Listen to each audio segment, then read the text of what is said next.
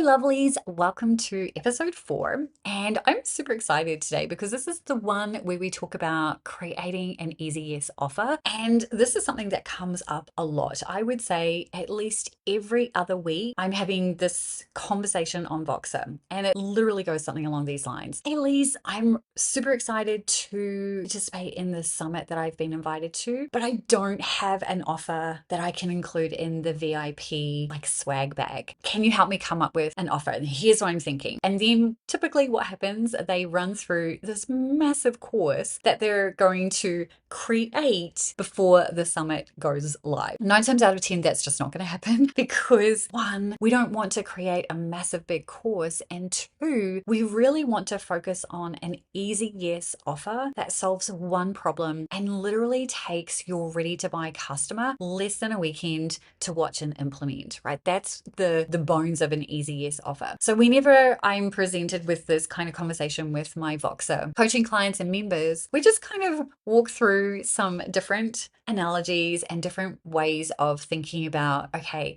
how can we make this simple and how can we make sure that we're not going off and creating things just for the sake of creating them? Here is what you can do instead when it comes to creating offers. Now, this is true for you if you are like me and you need a forcing function to create things. Personally, I have over 65 products created, and the only reason they exist is because I have participated in so many bundles, giveaways, summits, podcast interviews, you name it, where I've had to provide an actual training that I would charge something for. So not my lead magnet, but an actual offer that I charge for. And that is typically the requirement for participating in all the things that we just went through there. So when it comes to creating things, sometimes you need that forcing function. But the thing that we need to be mindful of is that we're not just creating for the sake of creating, that whatever we do create actually meets our audience where they're at. And when I say audience, I'm talking about the people that you actually are wanting to get in front of, right? This new audience that is going to come into your world. You want to make sure that you're presenting them with an easy yes offer. So how do you go about doing just that? Well, it's pretty simple. I use a document called the Tangible Offer Framework, and this is the number one thing that I use for every single offer before I even start recording, right? Before I start creating anything, I go through the Tangible Offer Framework. Now, we're not going to have time to go through the entire framework because it is 8 questions long. But the first 3 questions, maybe 4, are going to be the ones that you'll want to sit down and answer when it comes to creating an easy yes offer. Now, the first thing that you need to identify is who is your ideal customer for this offer. Now, this is not about having to, try and create an offer for every single person in your world. This is where we do actually niche down by customer, right? The person who needs this offer right now. Who is that? That's question 1. Question 2 is, what's the pain point or points that they're struggling with right now in their own words? Now, this is where you might be like, well, how do I get it in their own words? Well, having a conversation with your ideal target customer is always a good starting point. But if you can't do that, then really pay attention to what questions people are asking online, right? So this is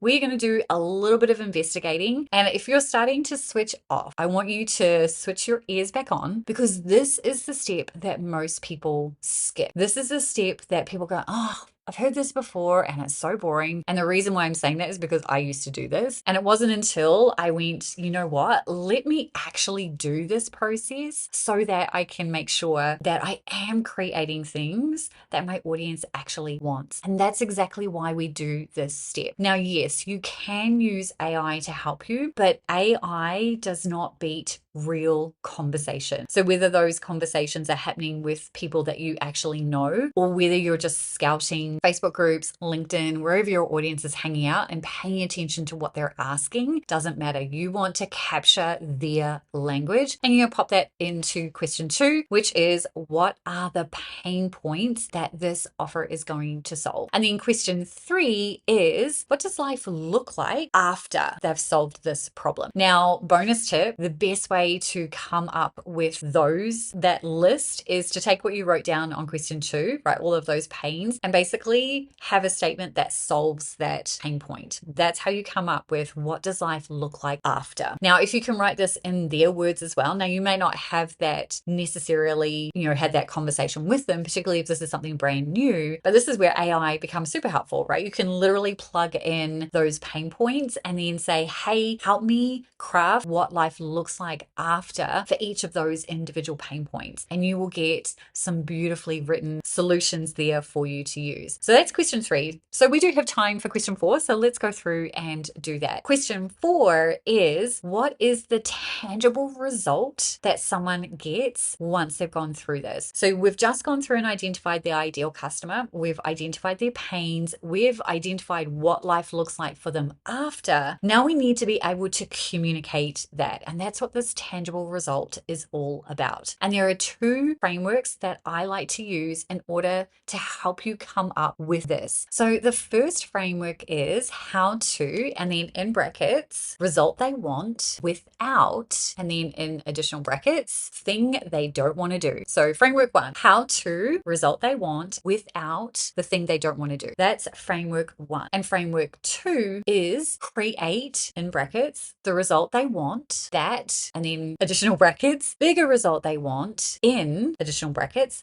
time frame, right? So create a result they want, that, the bigger result they want, in a specific time frame. So those are the 2 individual frameworks that will help you come up with a tangible result. And then this is typically what you put at the top of your sales page. This is like the thing that someone reading this goes, raising their hand, this is me. This is 100% me. This person totally gets exactly what I'm looking for, because this is where we definitely want to make sure that we bake in what they actually want. And then we get to also include what they need as part of that process. So hopefully that has given you really clear understanding of what that could look like. And then your action step is to go through and answer those 4 questions for every single offer that you're thinking about. And if you want to make sure that you've created something that your audience actually wants, not what you believe they need, right? Then you can go through and apply those 4 questions to your existing offers as well. It's not a waste of time. It will 100% make sure that you're creating easy yes offers and that it's an easy yes for your ideal customer when they're presented with that offer. So thanks so much for joining me for another Simple Success session. If you loved today's quick win and you want to dive deeper into creating easy yes offers and making sure that they actually meet your audience where they're at, then I'd love to invite you to check out the feedback loop. It is 30 days of one-on-one coaching, daily feedback, Voxer weekly access for just $100 US,